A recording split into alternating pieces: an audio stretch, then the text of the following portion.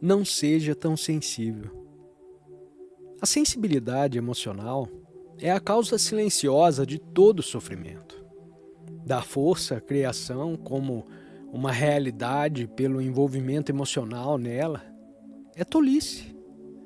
Não meditar, não ficar parado e perceber a verdadeira natureza da sua alma, mas vagar como parte do movimento eterno da criação é um perigo constante para a sua felicidade.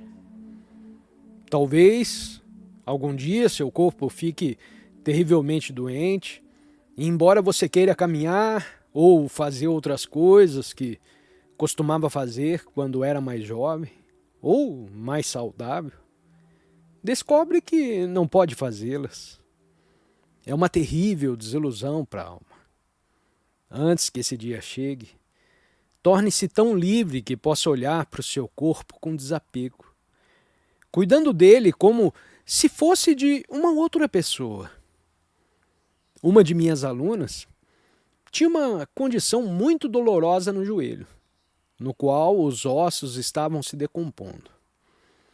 Não sei quantas vezes aquela perna foi operada e recomposta, mas ela falava disso como se não fosse nada. É uma operação menor, ela dizia casualmente. Essa é a maneira de levar a vida. Cultive aquele estado de espírito pelo qual você pode viver com maior força mental. Mesmo quando você não tiver a oportunidade de meditar longo ou profundamente, pense sempre que está trabalhando para Deus. Quando sua mente puder permanecer ancorada nele, você não sofrerá mais. Nenhuma quantidade de doença ou qualquer outra coisa será capaz de tocá-lo interiormente. Às vezes, quando esse corpo dá problemas, eu olho para dentro e tudo desaparece na luz de Deus. Assim como você vê as imagens em movimento na tela e aprecia o conflito contrastante entre as ações boas e más e entre os cenários alegres e tristes, você será entretido por esse mundo. Você deve dizer: Senhor, tudo o que você faz está certo.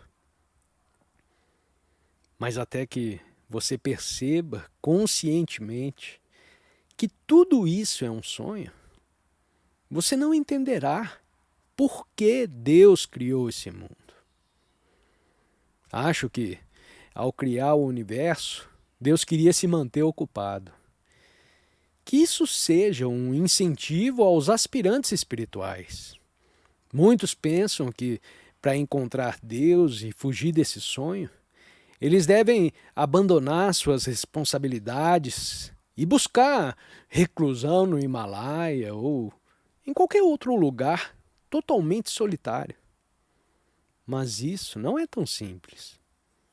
A mente ainda estará absorta em seus humores e inquietações, e o corpo terá que ser muito ativo, apenas para se manter aquecido e satisfazer sua fome e outras necessidades. É mais fácil encontrar Deus na selva da civilização se você seguir um equilíbrio entre meditação e trabalho construtivo e obediência. Seja como o Senhor ativo e inativo. Na criação, ele está alegremente ocupado. Além da criação, ele está alegremente quiescente na bem-aventurança divina. Como fiz um esforço para encontrar Deus na meditação, estou desfrutando de sua bem-aventurança, mesmo em meio a atividades. E assim a atividade não me afeta de forma diversa.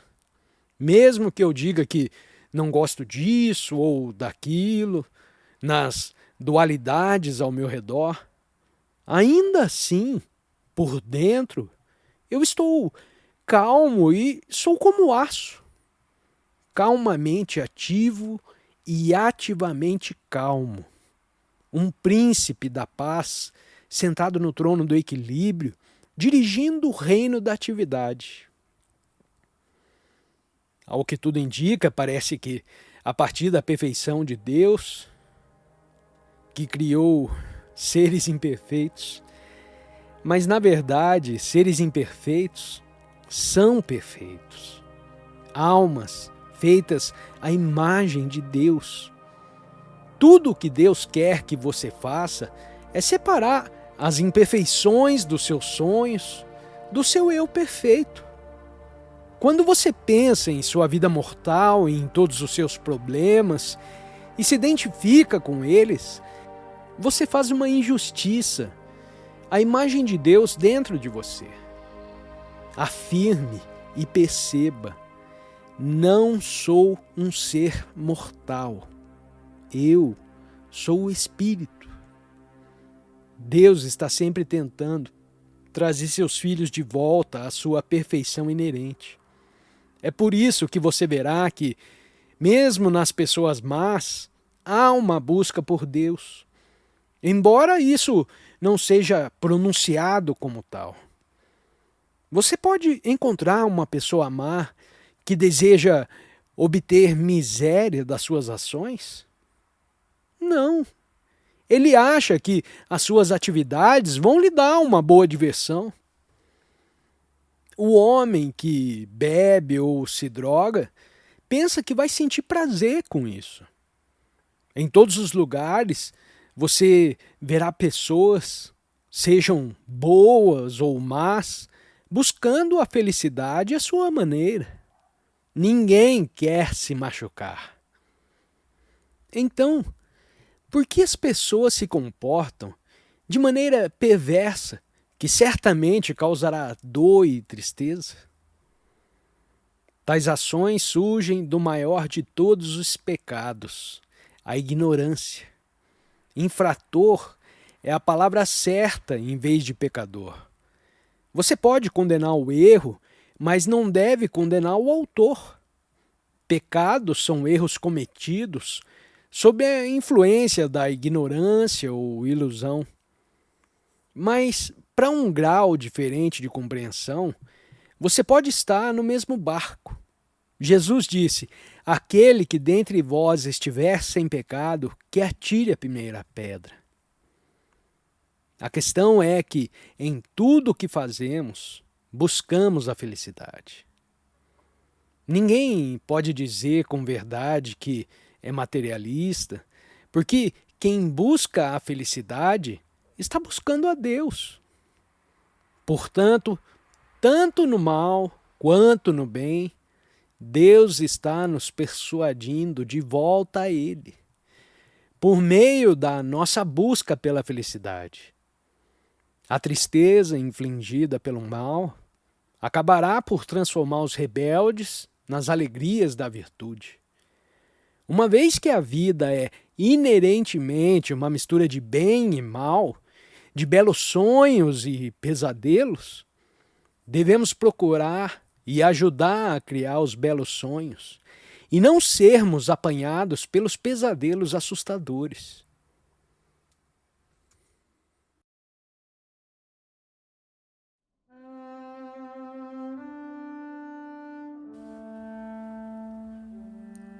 De sua única consciência, Deus criou muitos.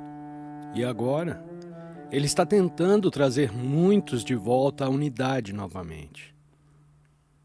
Quando a tempestade está sobre o oceano, ela cria inúmeras ondas. Quando a tempestade cessa, as ondas voltam para o oceano. Na diversidade da criação há uma unidade inerente, pois o oceano é a essência das ondas. A consciência familiar une grupos de almas. Os países têm um líder para uni-los e dirigi-los. Grupos sociais se unem em uma causa comum. Quando você encontrar Deus, verá todas as forças unidas nele. Então, a vida é doce e a morte um sonho. A saúde é doce e a doença um sonho. O louvor é doce e a culpa um sonho. Quando tua canção flui através de mim, você verá uma visão totalmente diferente da vida. Ao reagir à vida, a maioria das pessoas diz: "Louvado seja o Senhor", ou nos exorta a ter medo dele, e alguns o culpam ou amaldiçoam. Eu acho isso muito tolo. O que você pode dizer a Deus que será um louvor? Ele não é movido por elogios ou lisonjas, porque ele tem tudo. A maioria das orações é feita por pessoas com problemas. Alguns clamam: "Louvado seja o Senhor", esperando algum favor com isso. Você pode amaldiçoar ou louvar o Senhor e não vai fazer nenhuma diferença para ele. Mas isso fará diferença em você. Louve-o, ou melhor, ame-o, e você se sentirá melhor. Amaldiçoe-o e ele reage para feri-lo. Quando você vai contra Deus, você está indo contra a sua própria natureza verdadeira, a imagem divina na qual Deus o criou. Quando você vai contra essa natureza, automaticamente você se pune. Desde criança eu fui rebelde com a vida, porque via tanta injustiça. Mas agora a única rebelião que sinto dentro de mim é que as pessoas não conhecem Deus. O maior pecado é a ignorância, não saber o que é a vida. E a maior virtude é a sabedoria. Conhecer o significado e o propósito da vida e o seu Criador. Saber que não somos pequenos seres humanos, mas que somos um com Ele, é sabedoria. Todas as noites, durante o sonho, Deus tira todos os problemas para mostrar que você não é um ser mortal. Você é espírito. Deus quer que você se lembre dessa verdade durante o estado consciente, para que você não seja mais incomodado pelas anomalias da vida. Se podemos muito bem existir à noite em sono profundo, sem pensar sobre este mundo e seus problemas, podemos muito bem existir no mundo de atividade de Deus, sem sermos apanhados nesse sonho. Mesmo que universos de sonho estejam flutuando na consciência de Deus, Ele está sempre acordado e sabe que está sonhando. Ele nos diz: não entre em pânico durante esse devaneio. Olhe para mim como a realidade por trás do sonho. Quando houver saúde e alegria, sorria no sonho. Quando houver um pesadelo de doença ou tristeza, diga: estou acordado em Deus, apenas assistindo ao jogo da minha vida. Então você saberá que Deus criou esse universo como um entretenimento para si mesmo. E você, sendo feito à sua imagem, tem não apenas o direito perfeito, mas também a capacidade de desfrutar desse jogo com seus vários sonhos, assim como ele o faz. O desejo é que o mantenha em cativeiro mortal. Se você quer uma grande casa em uma colina com vista, uma boa renda, um casamento e família, você pode se desgastar lutando para conseguir essas coisas. Então, talvez o seu cônjuge o troque por outra pessoa, ou você fique doente, ou então o seu negócio vá à falência. Essa é a natureza da felicidade humana. Portanto, eu digo a Deus: Senhor, você pode manter todas as suas bugigangas terrenas, que somente tua vontade seja feita através de mim. Estou disposto a seguir qualquer que seja a tua vontade. Porém, Senhor, não vou te agradecer por me criar, pois eu teria evitado muitos problemas se você não tivesse feito isso. Mas desde que você me trouxe à existência, sei que não posso ser nada além de seu filho. Essa é a exigência que você deve fazer a Deus. Não mais implorando a Ele, pois você não é um mendigo. Você é seu filho divino e, inerentemente, tem tudo o que Ele tem. Atrás da escuridão, dos olhos fechados, você tem todo o universo rolando em sua consciência. Por que se apresentar como um mendigo diante de Deus? Ignore esse fantasma de doença e saúde, tristeza e alegria, e eleve-se acima dela. Torne-se o eu. Assista ao espetáculo do universo, mas não se absorva nele. Muitas vezes eu vi meu corpo partir desse mundo e eu rio da morte. Estou pronto a qualquer hora. Não há nada nisso. A vida eterna é minha. Eu sou o oceano da consciência. Às vezes, me torno uma pequena onda do corpo, mas nunca sou apenas a onda, sem o oceano de Deus. A morte e a escuridão não podem lançar medo sobre nós, pois somos a própria consciência da qual esse universo foi criado por Deus. No Bhagavad Gita, o Senhor diz: quem quer que me perceba como o não nascido e sem princípio, bem como o soberano Senhor da criação, esse homem conquistou a ilusão e alcançou o estado sem pecado, mesmo enquanto usava um corpo mortal. Eu sou a fonte de tudo. De mim emerge toda a criação.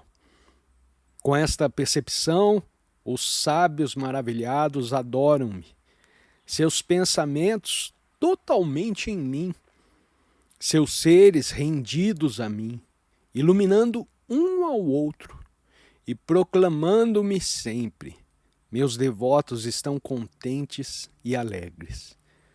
Por pura compaixão, eu, o habitante divino, acendo neles a lâmpada radiante da sabedoria que bane a escuridão nascida da ignorância.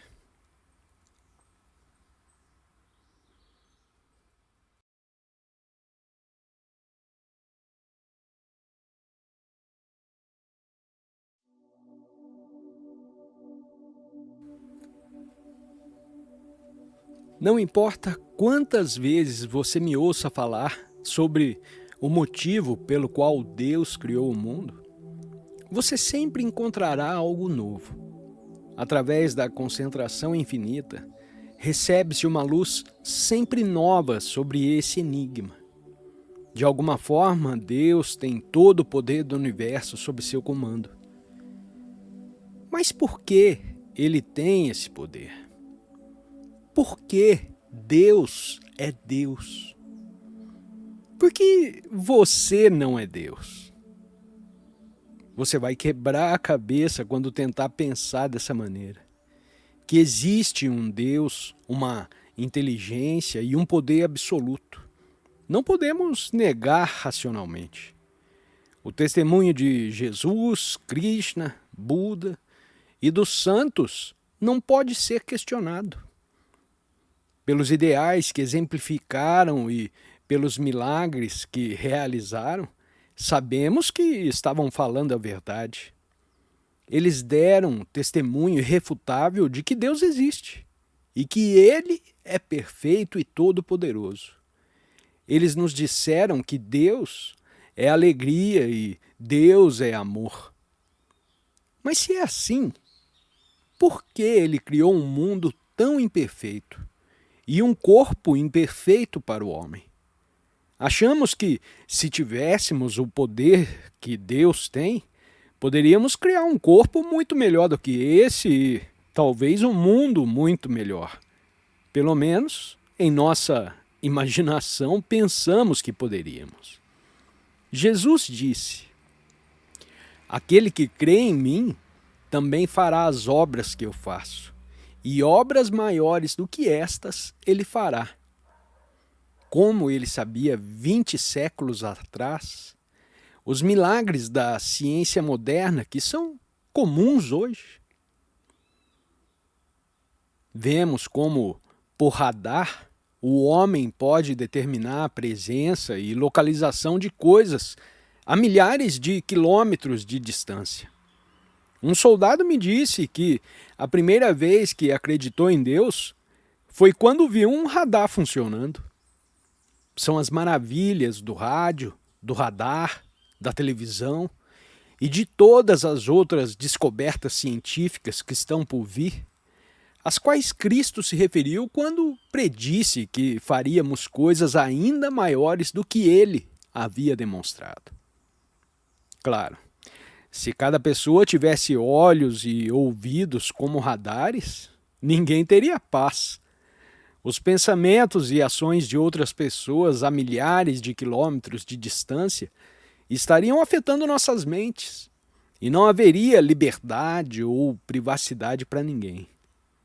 Como sem dúvida há alguma sujeira em cada casa, não temos o direito de nos intrometer uns nos outros e fofocar sobre nossas descobertas.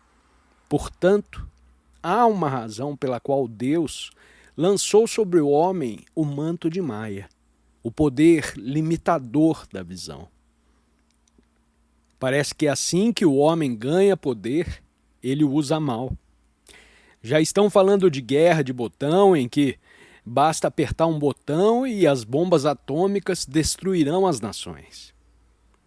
Imagine só, a cidade de Nova York, com todos os seus milhões de habitantes, pode acabar com uma bomba. Deus deu um grande poder ao homem para que ele possa usá-lo corretamente. E mesmo assim, o poder do homem não é nada comparado ao de Deus, porque todo este mundo é uma bomba atômica que Deus tem em suas mãos. Se algum indivíduo ou o líder de qualquer nação pensa que pode se safar usando bombas, está muito enganado, pois a palavra de Cristo ainda é verdadeira. Todos os que lançarem mão da espada, a espada perecerão. Se países agressivos lutarem entre si, eles serão exterminados, e as nações mansas herdarão a terra. Devemos usar força espiritual e não bombas atômicas, ou vamos perecer. É evidente que no depósito da natureza se escondem muitos segredos. Embora a bomba atômica seja uma coisa terrível, ainda assim ela mostra que existem poderes inconcebíveis encerrados no coração da natureza. Poderes que o homem ainda não descobriu. E por trás de tudo isso está um Deus. Existe uma inteligência infinita que rege toda a criação. Essa inteligência atua por meio da lei divina que coopera com o bem e pune o mal. Por que outro motivo é que Hitler, que primeiro teve o segredo de construir a bomba atômica, o perdeu e em vez disso caiu nas mãos da América? Mesmo que a América o tenha usado, não acho que ela o fará novamente. E rezo para que não o faça. Políticos, em sua cegueira, iniciam um mundo inteiro lutando. Mas como o homem não criou esse mundo, ele não tem o direito de destruí-lo. Por que então Deus, em sua onipotência, criou um mundo tão imperfeito e deu ao homem o poder de destruir? Se você fosse Deus, saberia exatamente o que está acontecendo e por que esse universo foi criado como é. Quando você está lendo um romance muito interessante, vê o bem e o mal se contradizendo e acha terrível quando o mal está vencendo. Por exemplo, em um capítulo o herói está prestes a ser morto, mas no próximo tudo se endireita e ele é salvo. Você deve entender que cada vida é um romance mestre escrito por Deus. Não cabe a você tentar compreendê-lo. Você será derrotado pelas limitações da sua inteligência, iludida por Maia. Primeiro vença a ilusão e torne-se um com Deus. Então você entenderá por que Ele criou esse mundo. Mas temos o direito de perguntar a Ele o porquê. E há muitas razões. Em primeiro lugar, não pode ser que essa terra seja uma necessidade para Ele, porque, nesse caso, Deus seria imperfeito. Ele teria algo a obter com isso. Mas temos o testemunho dos santos de que Ele é perfeito. E dou o testemunho da minha própria existência, pois tenho comunhão com Ele. Embora eu tivesse tido visões e outras experiências espirituais antes de conhecer o meu guru, Swami Shri Yukteswar, eu disse a ele que não falaria sobre Deus para os outros, a menos que o conhecesse. Quando vi aquelas visões que tive se tornando realidade, eu sabia que um ser estava me guiando e comecei a vê-lo em todas as coisas.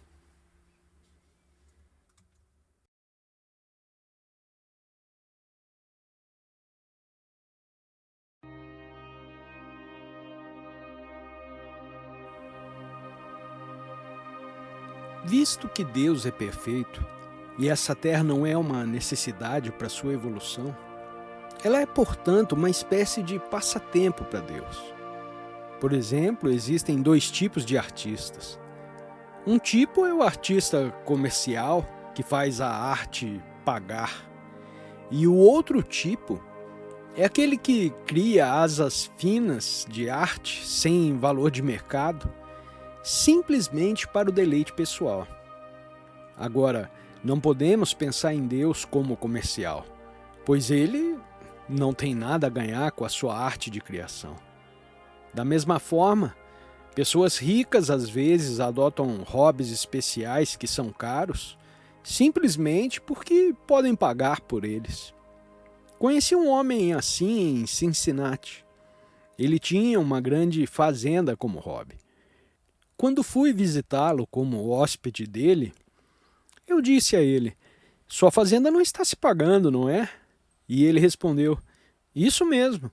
Esse ovo que estou comendo me custou 90 centavos. Eu poderia conseguir um no mercado por alguns centavos." Portanto, esse mundo é o hobby de Deus. Mas não é divertido para aqueles que estão sofrendo com isso.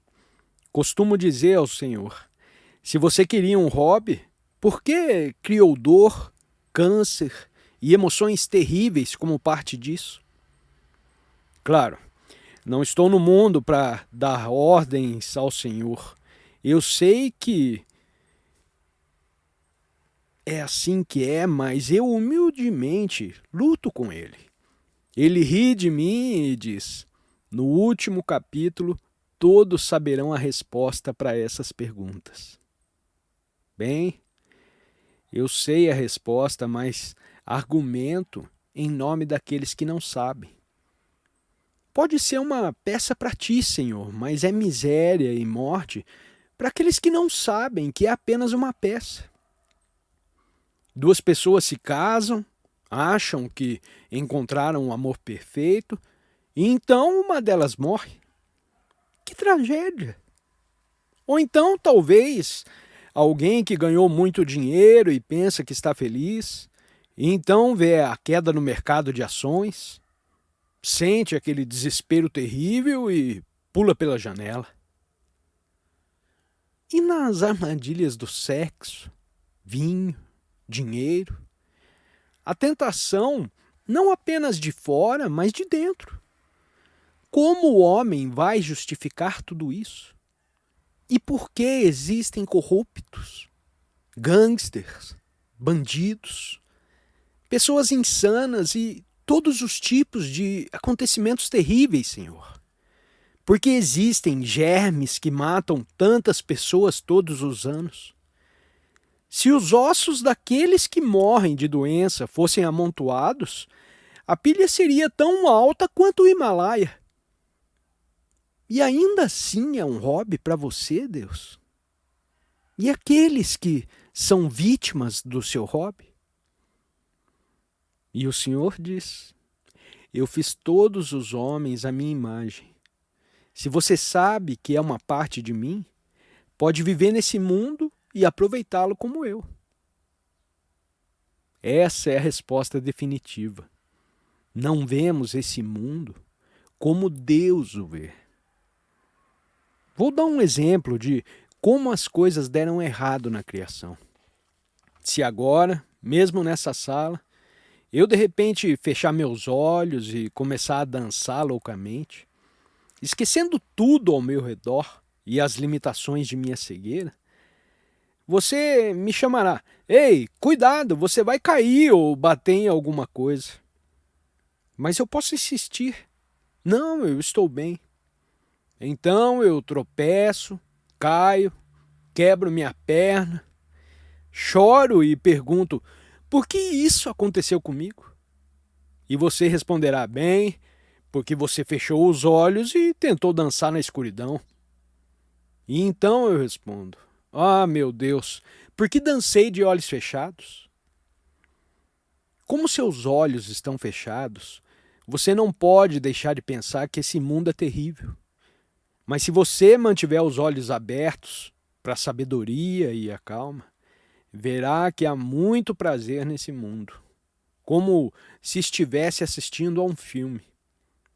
Quando você vai ao cinema, você gosta de ver uma imagem feliz ou que o faça se sentir bem, porque a própria vida é muito problemática.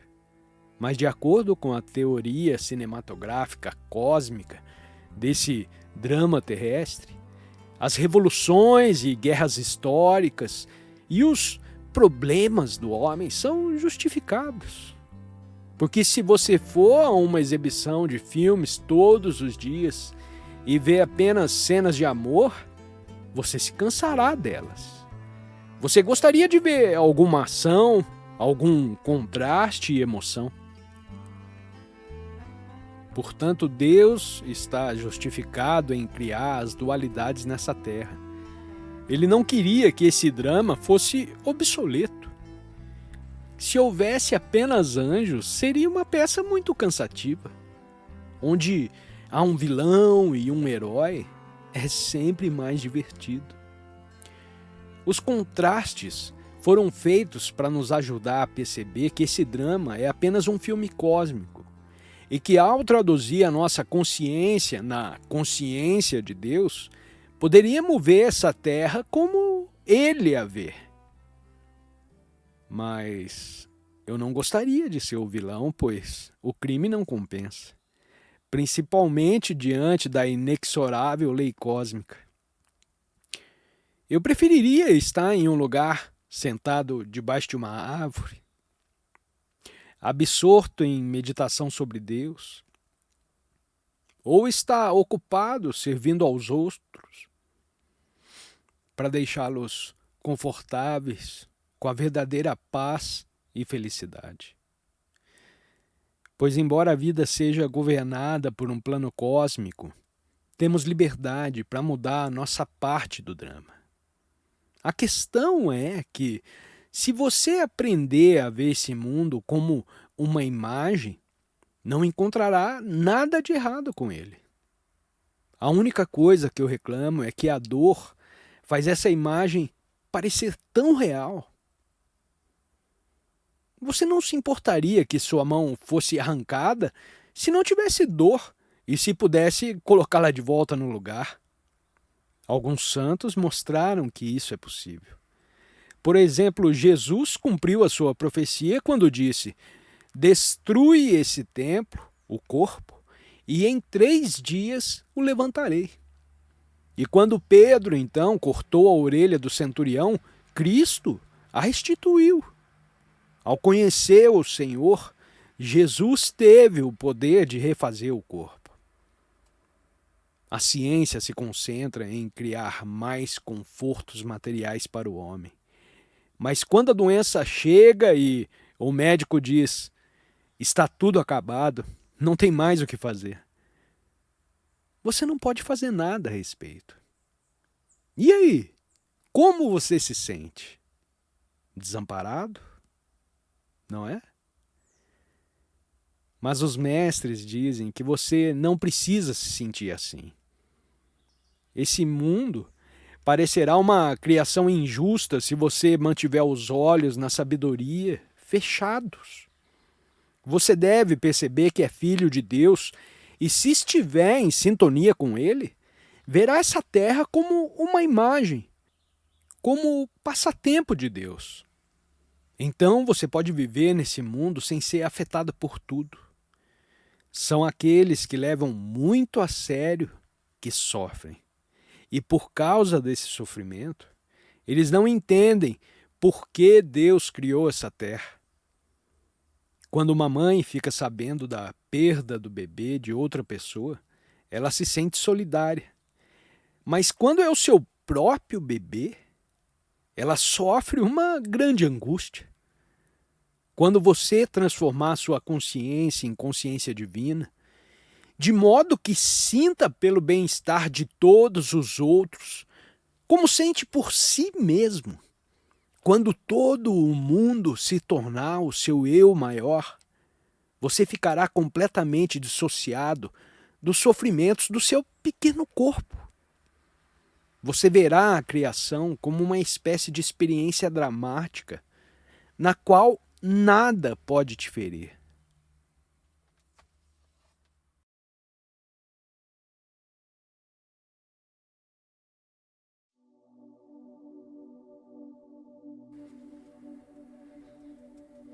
Podemos dizer que Deus fez essa terra não apenas como um hobby, mas também porque Ele queria fazer almas perfeitas que evoluíssem de volta para Ele. Ele os enviou o manto da ilusão, ou Maia, mas dotados de liberdade. E esse é o maior dom de Deus. Ele não negou à humanidade a livre escolha que Ele mesmo tem. Ele deu ao homem a liberdade de ser bom ou mal, de fazer exatamente o que lhe agrada, até mesmo de negar a Deus. Tanto o bem quanto o mal existem, mas ninguém o obriga a ser mal, a menos que você escolha praticar o mal. E ninguém pode obrigá-lo a ser bom, ao menos que você queira ser bom. Deus nos criou com a capacidade de exercer seus dons de inteligência e livre escolha, pelos quais podemos escolher voltar para Ele. Deus certamente pretende nos levar de volta quando estivermos prontos para partir. Somos como o filho pródigo bíblico, e Deus está continuamente nos chamando para voltarmos para casa. O ideal de toda a vida humana deve ser bom, ser feliz e encontrar Deus. Você nunca será feliz a menos que encontre Deus. É por isso que Jesus disse: buscai primeiro o reino dos céus. Esse é o propósito de nossa existência, que nos esforcemos para nos tornar bons, para nos tornarmos perfeitos e usar o nosso livre-arbítrio para escolher o bem em vez do mal. Deus nos deu todo o poder de que precisamos para fazer isso. A mente é como um elástico. Quanto mais você puxa, mais ele estica. O elástico da mente nunca se romperá. Toda vez que sentir limitações, feche os olhos e diga a si mesmo: eu sou o infinito. E verá que poder você tem. Nenhuma alegria dos sentidos, nenhuma alegria de posse pode igualar a alegria de Deus. Embora Ele tivesse tudo de eternidade a eternidade, Ele começou a pensar: eu sou o Todo-Poderoso e a própria alegria, mas não há ninguém mais para desfrutar de mim. E Ele pensou ao começar a criar: farei as almas à minha imagem e as vestirei como seres humanos, com livre escolha, para ver se buscarão os meus dons materiais e as tentações do dinheiro, vinho e sexo, ou se eles buscarão a alegria 1 milhão de vezes mais inebriante de minha consciência. O ponto que mais me dá satisfação é que Deus é muito justo e imparcial. Ele deu liberdade ao homem para aceitar o seu amor e viver em sua alegria, ou para deixá-lo de lado e viver na ilusão, na ignorância dele. Embora todas as coisas criadas pertençam a Deus, há uma coisa que Deus não possui: o nosso amor. Quando Ele nos criou, Ele tinha algo a alcançar, e esse é o nosso amor. Podemos reter esse amor ou dá-lo a Ele, e Ele esperará infinitamente até que estejamos prontos para oferecer o nosso amor a Ele. Quando o fazemos, quando o filho pródigo volta para casa, o bezerro cevado da sabedoria é morto e há muita alegria. Quando uma alma retorna a Deus, na verdade há regozijo entre todos os santos no céu. Esse é o significado da parábola do filho pródigo contada por Jesus. Há muito mais na vida do que você pensa. Visto que tudo o que é terreno parece tão real, quanto mais deve ser a realidade que cria essa realidade real? Mas a realidade real faz você esquecer o que realmente é real. Deus quer que você se lembre de que não se importaria se essa terra fosse como um filme. Mesmo que os ossos quebradiços do corpo se quebrassem, você diria: bem, olhe só para esses ossos quebrados, e não sentiria nenhuma perturbação ou sofrimento. Você pode dizer isso quando estiver ancorado na consciência divina. Você zombará de seus hábitos e se divertirá intensamente com as suas características distintas. Pois da varanda da introspecção, você se vê atuando no filme da vida. Eu faço isso o tempo todo. Quando você sabe que esse mundo é a brincadeira de Deus, a sua peça, então você não fica perturbado com os contrastes nesse drama do bem e do mal. Em um sonho você pode ver pessoas ricas, pessoas pobres, pessoas fortes, alguém gemendo com uma doença, alguém morrendo, alguém nascendo. Mas quando você acorda, percebe que foi apenas um sonho. Esse universo é o sonho de Deus. E quando lhe pergunto, por que não sonha apenas belos sonhos? Por que sua peça deve ser repleta de pesadelos? Ele responde, você deve ser capaz de apreciar o drama cósmico, de ver tanto os pesadelos quanto as belas experiências pelo que são: sonhos, apenas sonhos. Mas se você sonha apenas com belos sonhos, você se afogará nessa beleza e nunca mais irá querer acordar. Essa é a resposta. Portanto, você não deve se assustar quando os seus pesadelos vierem, mas diga: Senhor, é um sonho passageiro. Isso não tem realidade. E quando estiver sorrindo com saúde e felicidade, você também pode dizer: Senhor, esse é um lindo sonho, mas faça o que quiser com meus sonhos de vida. Quando você não é tocado pelos pesadelos da doença, sofrimento e preocupações, e nem preso pelos belos sonhos, então Deus te diz: acorde, filho, volte para casa. Portanto,